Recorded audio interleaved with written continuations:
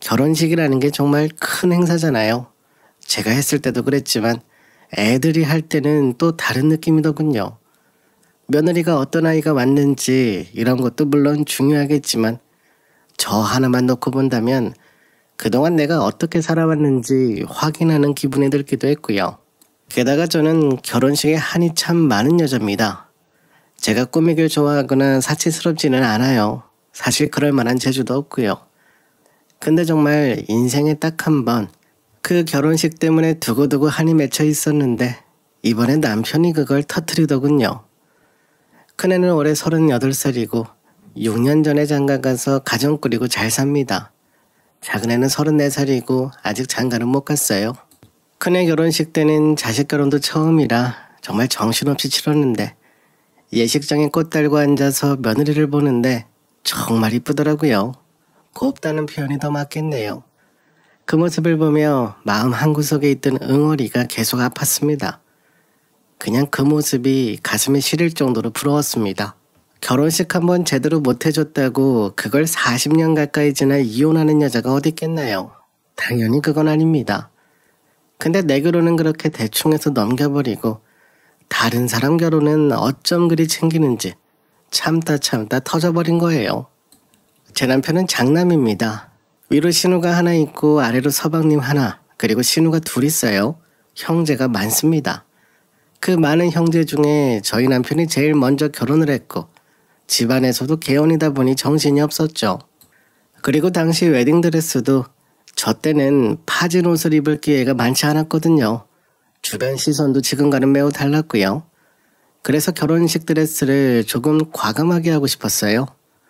그 당시 드레스 가격도 파일수록 비싸고 가릴수록 저렴했습니다. 가격 차이가 꽤 많이 났어요. 그래서 저도 태어나 딱 한 번 입는 드레스 이쁜 걸로 입고 싶었어요.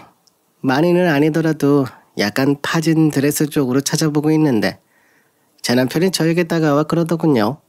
그때 그 말은 저는 한 글자도 잊지 않고 다 기억합니다. 그때 저에게 자기가 장남이고 첫 결혼식이니 검소하게 해야 한다고 했어요. 우리 집에 형제가 많아 앞으로 결혼식이 많을 텐데 먼저 솔선수범으로 검소하게 해야 다른 형제들이 따라서 한다고. 그래서 비싼 드레스는 고르지 말자고 그 자리에서 그냥 선을 그어버리더군요. 당시엔 서운하기도 했지만 그래도 검소한 정신을 가진 모습이 한편으론 믿음직스러웠기에 저도 군말하지 않고 남편의 뜻을 따랐죠. 결국 저는 결혼식 날 목까지 올라오는 드레스를 입었습니다. 거기서 제일 많이 가린 드레스였고요. 진짜 숨이 턱턱 막히더라고요. 그게 제 앞날이 될 줄 누가 알았겠나요? 드레스를 그렇게 할 정도면 나머지는 보나마나였고요. 근데요, 저희가 엄청 검소하게 아주 모범적으로 했잖아요. 그 뒤에 결혼한 형제들은 아주 의리 번쩍하게 했습니다. 아니 그러면 제 남편이 좀 말려야 하잖아요. 근데 돈까지 싸들고 가서 형제들 결혼식을 어찌나 챙기는지. 신우셋 모두 파인 드레스를 입고 결혼했고요. 막내 신우 결혼식 때는 하객들이 얼굴을 못 들고 있을 정도로 수영복 같은 걸 입고 들어오더라고요. 그래도 신우 중엔 막내 신우가 외모는 제일 준수했기에 신랑도 능력 좋은 대기업 다니는 남자로 잘 만나 예식을 올렸고요. 막내 신우 결혼하는 모습을 구석에서 멍하니 쳐다보는데 결론적으로 제 결혼식만 궁상맞게 했더라고요. 게다가 막내 신우 결혼식 때는 제가 참다 터져서 남편에게 소리를 지르며 주저앉아 울었습니다. 아니 무슨 결혼 반지를 해주겠다고 그 당시 돈 300만 원을 주더군요. 사실 그때 이혼을 했어야 맞았어요. 아이들 때문에 참고 넘길 게 아니었습니다. 우리 때는 이혼하면 뭐 어떻게 되는 줄만 알고 참았는데 상식적으로 말이 안 되잖아요. 무슨 결혼 반지를 오빠가 해다 줍니까? 남편도 아니고 무슨. 남자 집안이 잘 살아서 우리도 맞춰야 한다며 그걸 시부모님이 아니라 저희 남편이 내어줬습니다. 그러면서 저에게는 고맙다는 말 한마디 없었고요. 잊지 못하죠. 그렇다고 긁어낼 수도 없었고요. 그렇게 서로 자식 키우고 바쁘게 살았어요. 애들 키워서 학교 보내고 대학도 졸업하고 슬슬 애들이 다 커서 결혼시켜야 하는 시기가 오니 또 예전 일들이 다시 반복되는 것 같았어요. 이번에도 또 돈을 주고 싶어 하더군요. 그러다가 저희 큰애가 결혼했는데 다른 사람들 축의금은 별로 관심도 없었지만 막내 신우만큼은 제가 똑똑히 기억하고 있었기에 얼마나 냈는지 제가 직접 확인해봤죠. 그날 어찌나 속이 뒤집히던지 저희 막내 신우가요 10만 원 넣었더라고요. 10만 원. 차라리 내줄 말지. 이건 뭐 금액으로 시비 거는 것도 아니고. 아니 맞잖아요. 이건 지금 나랑 싸우자는 거죠. 10만 원이 뭡니까? 무슨 옆집 아들 결혼식도 아니고. 그리고 지가 받은 게 얼만데 당시 300이랑 지금 300이랑 비교할 건 아니지만 예전에 감사했던 생각이 조금이라도 있었으면 그때 받은 그 반지라도 팔아서 하던가. 아주 생각이 없어도 보통 없는 게 아니죠. 그날도 남편에게 대놓고 뭐라 했습니다. 남편은 계속 막내 신우가 형편이 좋지 못해 그런 걸 어쩌냐고. 오히려 저에게 막 소리를 지르는데 분당 집값이 얼마인지 아는데 어렵긴 뭐가 어렵냐고. 그럼 집을 팔아서라도 보답하는 게 맞지 않냐고 저도 쏴붙였죠. 그때도 정말 이혼 생각이 목구멍이 아니라 앞니까지 나왔었어요. 그러다 둘째 아들 생각해서 다시 꼭 눌러 담았습니다. 그리고 서방님네 첫째 딸이 결혼식을 했어요. 저희가 축의금으로 200을 했습니다. 그 정도 하는 게 맞았어요. 서방님도 그렇고 저희 동서도 그동안 엄청 잘했거든요. 제가 그렇게 돈에 꽉 막힌 미친 여자가 아닙니다. 줄 때는 확실하게 주고 받을 건 받고 이건 분명하게 해야죠. 그리고 며칠 뒤 동서에게 감사 전화가 왔길래 제가 동서에게 슬쩍 물어봤습니다. 막내 신우는 얼마나 해서 넣었냐고 물어봤더니 50만 원을 넣어왔다고 하더라고요. 다들 이 정도씩 하는 거 아니냐며 대수롭지 않게 말하는데 동서 앞에서 우리 아들은 10만 원 받았다고 말도 못하고 덜덜 떨리는 손으로 간신히 전화통화를 끊고 며칠 알아누웠습니다. 정말 너무 화가 나더라고요. 문제는 그 막내 신우네 첫째 딸이 결혼한다고 했어요. 저희 남편에게 8개월 전부터 연락하더군요. 무슨 정략 결혼도 아니고 벌써부터 저러나 싶었는데 딱 보니깐 그동안 열심히 돈 모으라는 소리로밖에 안 들렸습니다. 그래서 정말 아무리 많이 줘도 20만 원이 제가 생각하는 최고 금액이었습니다. 그 이상은 10원 한 푼도 더 할 생각이 없었어요. 가족끼리 왜 그러냐 어쩌냐 그러는 헛소리는 전혀 먹히지 않았어요. 절대로 20만 원 이상은 못하게 막았습니다. 그 이상을 하게 되면 내가 결혼식 날 직접 달려가서 축의금 통해서 빼온다고 할 정도로 난리를 쳤어요. 그날 이후부터 남편과 엄청나게 싸웠습니다. 저는 계속 남편에게 확답을 받고 싶었고 남편은 이런 제 마음을 어찌나 정확히 아는지 말하는 내내 정말 대쪽같이 버티더군요. 무조건 200 정도는 해야 집안 어른으로 면이 선다고 하면서요. 속이 터졌습니다. 결국 제가 막내 신우에게 직접 전화를 넣었습니다. 돈 몇 푼에 추잡스럽다고 생각하실지도 모르겠지만 마지막으로 들을 건 듣고 정리하자 싶었거든요. 막내 신우에게 물어봤어요. 우리 큰애 결혼식 때 10만 원 넣었던데 내가 확인한 내용이 맞냐고. 우리도 그만큼만 넣어서 신우딸 결혼 때 주면 괜찮냐고 물었죠.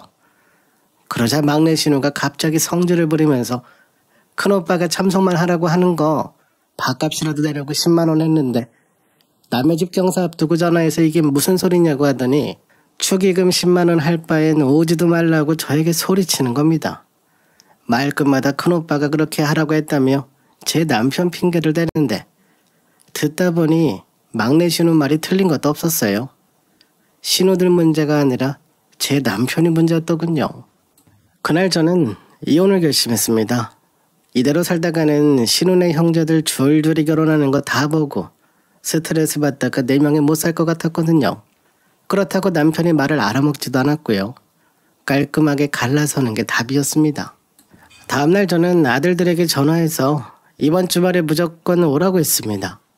다 함께 점심을 먹자고 했어요. 큰아들에게는 애들은 어디 맡기고 너희 부부만 오라고 했습니다. 그렇게 주말 점심을 같이 했어요. 손이 많이 간다는 갈비찜부터 잡채까지 새벽부터 일어나 정신없이 준비했어요. 그리고 점심이 되자 다들 모이더군요. 온 가족이 둘러앉아 점심을 마치고 제가 먼저 이야기를 꺼냈어요. 남편에게 곧바로 물었습니다. 이번에 막내 신혼의 축의금 200만 원 낼 거냐고 아직도 그 생각에 변함이 없냐고 했어요. 제가 대뜸 그렇게 묻자 남편은 엄청 당황하더니 이번에도 그러더군요. 자기가 집안의 제일 어른이라 그 정도 하는 게 맞다고.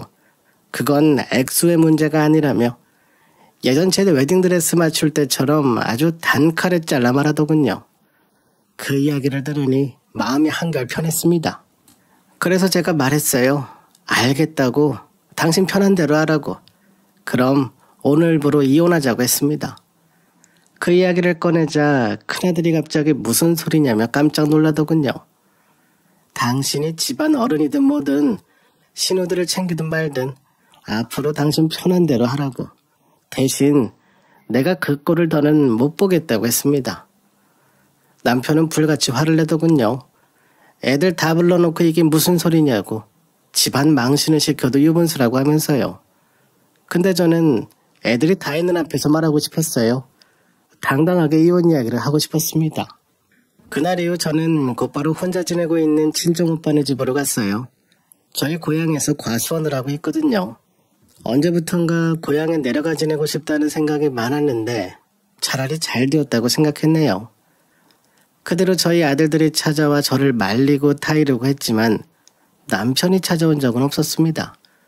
전화도 단 한 번 한 적 없었고요. 자존심이 센 건지 아니면 나라는 사람이 그리 만만했는지 끝까지 그런 모습이더군요. 그래서 이혼했습니다. 합의 이혼으로 잘 갈라섰어요. 저는 소송까지 가겠다고 했던 상황이라 중간에서 아들들이 소송까지는 가지 말라며 말리더군요. 아들들도 남편에게 가서 막내 신우 이야기를 많이 했는데 듣지 않았다네요. 처음엔 말리던 아들들도 저희 남편과 몇 번 이야기하고 오더니 그냥 이혼하시라고 하더군요. 그래서 갈라섰습니다. 받을 것도 다 받고 남편 연금도 나눠받는다고 하네요. 그 이후로 계속 고향에 있는 큰오빠와 함께 지내고 있습니다. 저는 요즘 과수원으로 매일 아침 맑은 공기 마시며 출근하고 있어요. 이게 참 손이 많이 가더라고요.